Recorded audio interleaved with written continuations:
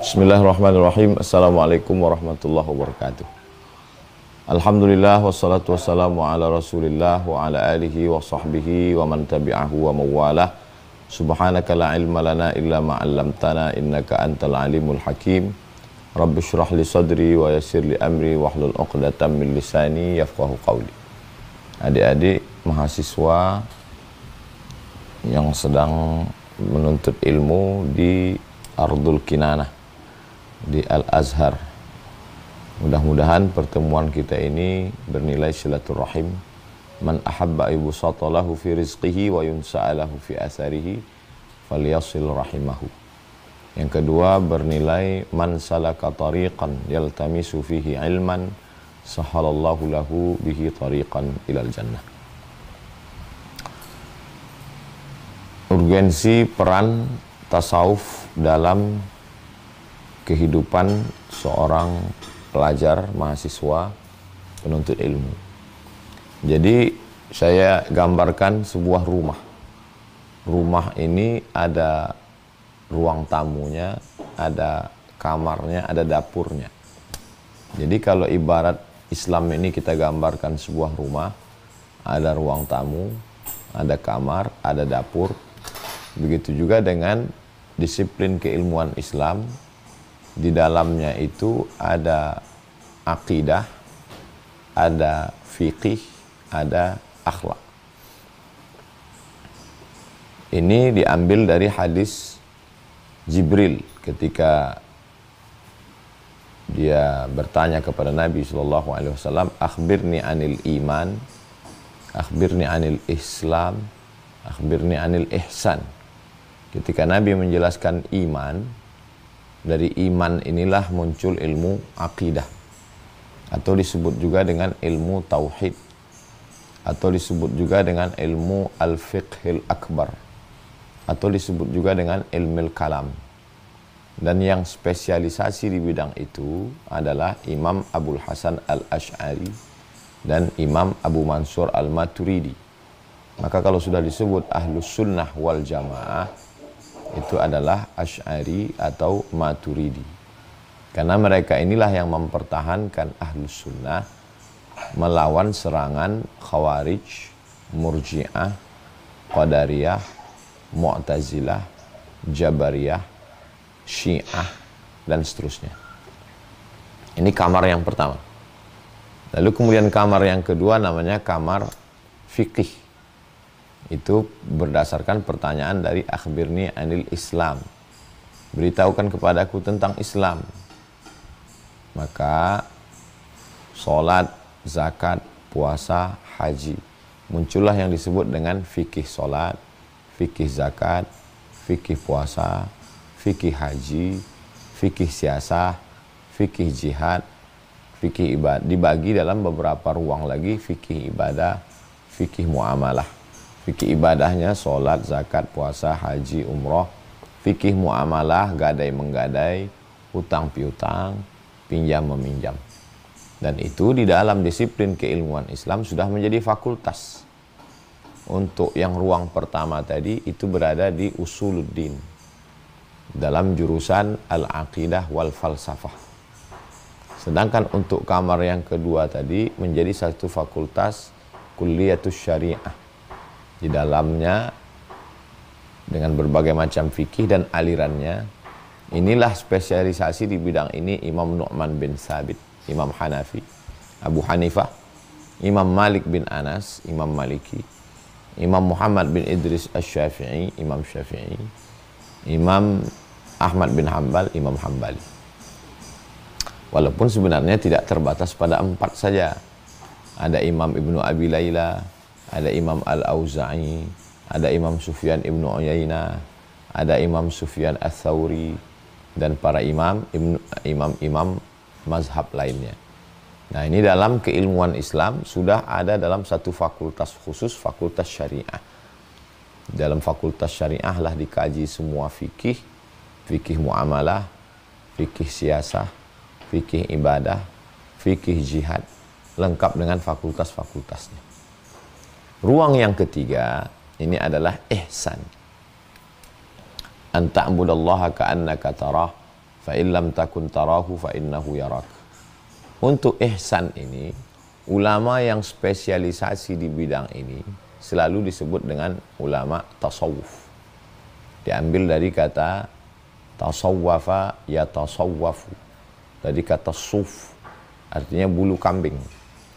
Karena memang mereka dulu menjauhi kemewahan.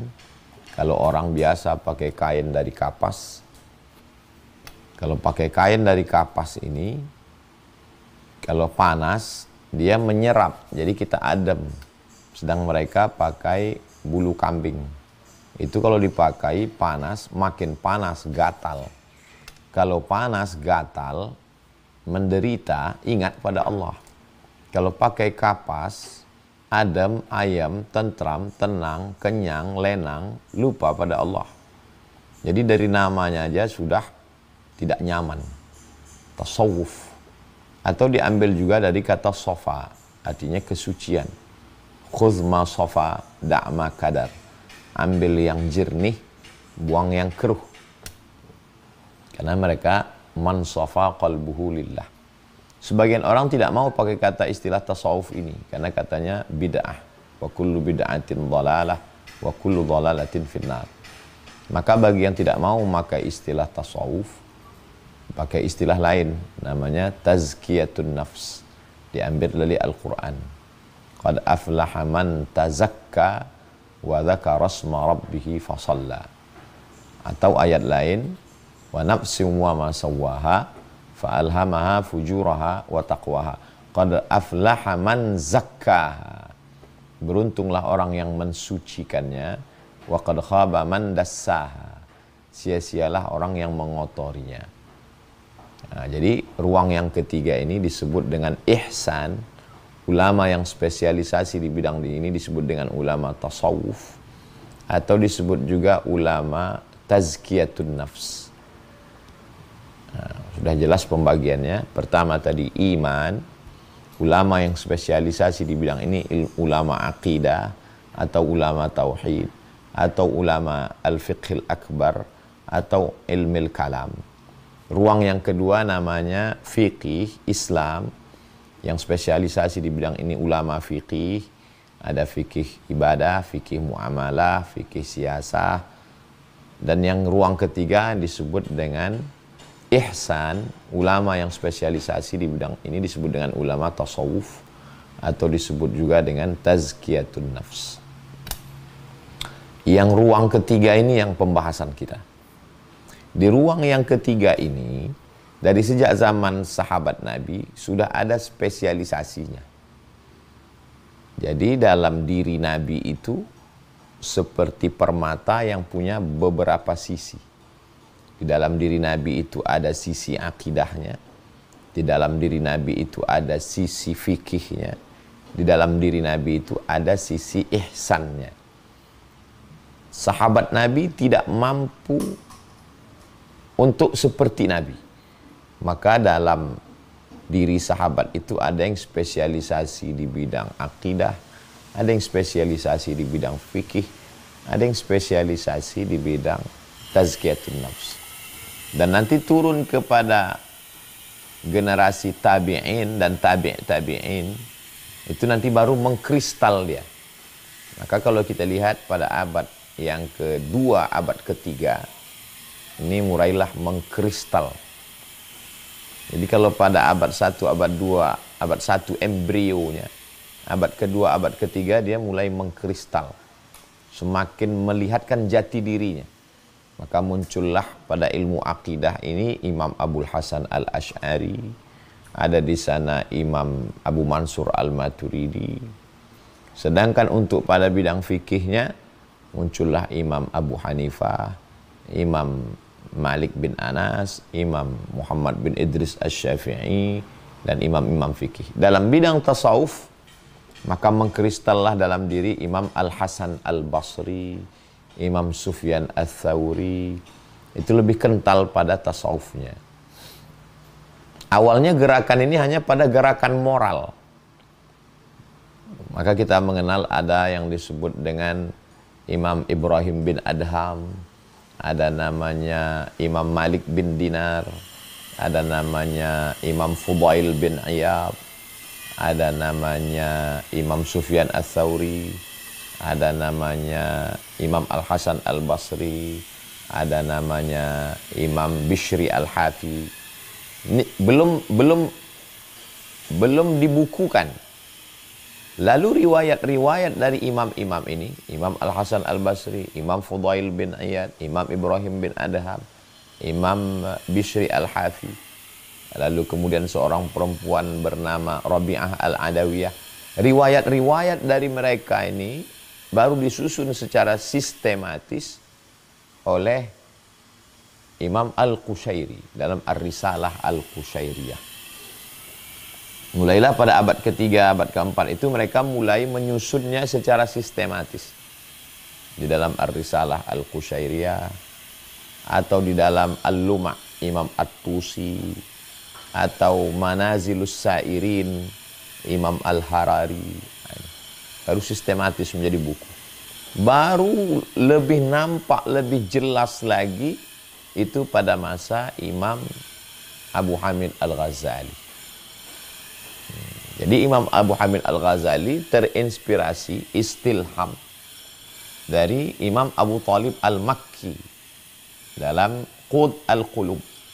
Nah, jadi kalau kita lihat pembagian bab-bab ihya itu, jadi kalau sebelumnya hanya sekedar qala fulan wa qala fulan qala fulan, maka pada Ar-Risalah Al-Qushairiyah mulai agak cantik dia. Tapi pada Ihya Ulumuddin lah puncak keindahannya itu pada Ihya. Qur'annya ada, hadisnya ada. Imam Al-Ghazali, Abu Hamid Al-Ghazali abad ke-5, meninggal 505, abad ke-6, hidupnya di abad ke-5, meninggalnya awal abad ke-6. Itu menyusunnya begitu indah.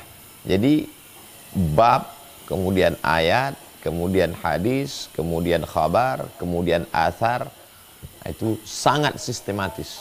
Sempurnanya itu, paripurnanya itu pada Ihya Ulumuddin abad ke-5.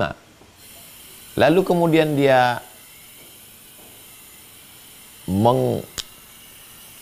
berkembang lagi menjadi yang bersifat amali. Lalu ini tadi lebih pada teoritis, nazari. Pada abad ke-6, abad ke-7 muncullah Syekh Abdul Qadir Al-Jilani, maka muncul tarekat Al-Qadiriyah. Lalu kemudian di Irak, di Baghdad, lalu kemudian muncul di belahan barat, kalau ini di belahan timur, Imam Abul Hasan Asy-Syadzili, tarekat Syadziliyah. Lalu muncullah Imam Bahauddin An-Naqsyabandi, tarekat Naqsyabandiyah. Muncullah Ahmad Ar-Rifai, tarekat Ar-Rifaiyah. Muncullah Sidi Ahmadil Badawi, tarekat Badawiyah. Muncullah Ibrahim Ad-Dasuqi, tarekat Burhamiyah atau Dasuqiyah atau Darqawiyah. Jadi tarekat lebih lagi spesifik lagi. Pengamalannya apa? Nah, tarekat Qadiriyah, tarekat Syadziliyah, tarekat Naqsyabandiyah, tarekat Burhamiyah, tarekat Darqawiyah, tarekat Ahmadiyah, tarekat Idrisiyah. Lalu kemudian berkembanglah sampai hari ini. Jadi di antara yang tiga ini tidak bisa dipisahkan. Saya bidang akidah saja, jangan tanya-tanya fikih ke saya. Oh, nggak bisa. Karena kalau orang udah mengajar tentang sifat 20, wujud tidak baqa, mukhalafatul hawadisi, qiyamuhu binafsihi, wahdaniyah, qudrat iradat, ilmul hayat, sama basar kalam. Dia mesti juga ngajar bagaimana rukun syarat sholat, apa yang membatalkan sholat. Dia juga cerita tentang nisab. Jadi dia juga alim dalam bidang akidah, alim dalam bidang fikih. Dan orang kalau hanya dalam masalah fikih, dia nanti bisa main dia di fikih ini. Menjadi liar dia. Karena kurang kolbunya itu, kurang tajam. Jadi kolbu itu ditajamkan melalui tasawuf tadi. Maka muncullah teori yang disebut dengan yang pertama adalah takhalli. Proses pertama mengkosongkan Qalbu ini, takhalli dikosongkan dari hasad, ujub, minal uyubil qalb. Disucikan qalbi ini dari aib-aib cacat yang menjadi hijab antara seorang khalik dengan makhluk. Bersihkan dari ujub, bersihkan dari tamak, bersihkan. Itu dibahas semua dalam Ihya. Lalu kemudian, itu yang disebut dengan maqamat. Setelah bersih dia, ibarat cawan. Cawan ini tidak bisa cawan gelas, tak bisa diisi air zam-zam. Maka, wa nafsin wa ma sawwaha, demi cawan dan penciptaannya, fa'alhamaha fujuraha wa taqwaha, qad aflaha man zakkaha. Beruntunglah orang yang mensucikannya. Disucikanlah hati indah dari ujub, dari tamak, dari hasad, dari dengki, dari busuk hati, dari dendam kesumat, dari riya, dari sum'ah. Setelah dia bersih, dibilas, dicuci, bersih, tak ada lagi bau sampah, bau kotorannya, barulah diisi dia. Diisi dengan taubat, diisi dengan ridha, diisi dengan tawakal, diisi dengan qanaah, diisi dengan zuhud, diisi dengan muhasabah, diisi dengan muraqabah. Setelah bersih dia, diawali dari takhalli, kosongkan. Setelah kosong baru diisi tahalli. Setelah itu barulah tajalli. Tajalli, Allah menunjukkan tajalla. Allah menunjukkan kuasanya. Jadi saya hanya pada proses tahalli, tahalli. Adapun tajalli itu udah urusan Allah. Allah menunjukkan tajallinya pada seorang murid. Arada yuridu iradatan. Muridun, orang yang punya iradah, keinginan yang kuat.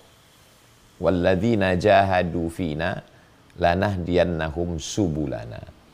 Orang yang punya iradah yang kuat untuk mensucikan qalbnya itu, maka kami akan lanahdiyannahum subulana. Kami akan tunjukkan jalannya. Ilmu ini tidak bisa pakai buku. Buku tidak menyampaikan kepada Allah. Maka muncullah istilah al-alim dan al-arif. Apa beda alim dengan arif? Saya tahu Ustadz Somad ada di rumah. Dari mana kau tahu Ustadz Somad ada di rumah? Saya lihat ada motornya. Saya lihat ada sepatunya. Saya lihat ada sendalnya. Orang ini alim. Dia tahu. Tapi dia belum arif. Dia tahu Ustadz Somad berdasarkan indikasi, tanda-tanda. Tapi yang satu lagi ini arif. Saya tahu Ustadz Somad ada di rumah. Dari mana kau tahu Ustadz Somad? Saya sudah bersalaman dengan dia.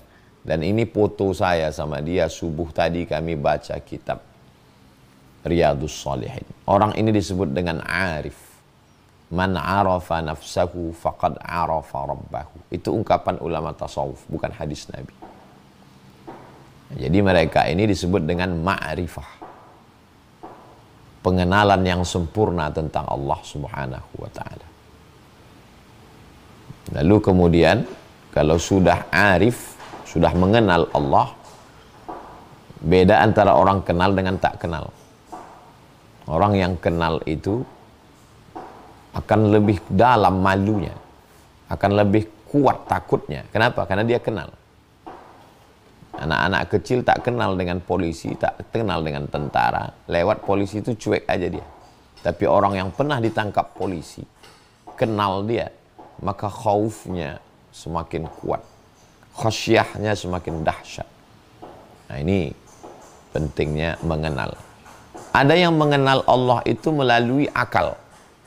Ini para filosof, kaum rasionalis. Kenapa alam ini bisa ada? Alam ini bisa ada karena ada yang mengadakan. Tidak mungkin dia ada kalau tidak ada yang mengadakan. Maka yang mengadakan itu wajib ada. Nah, ini orangnya akidah. Tapi ada yang mengenal Allah itu melalui riyadhah. Tahan makan, tahan minum, tahan mata, tahan telinga, tahan hati, tahan pikiran, tahan lisan. Ini mereka yang disebut dengan ahlul irfan atau ma'rifah. Ini orang-orang tasawuf. Mereka melalui proses ini riyadhah. Imam Al-Ghazali dua-duanya sudah dia tempuh.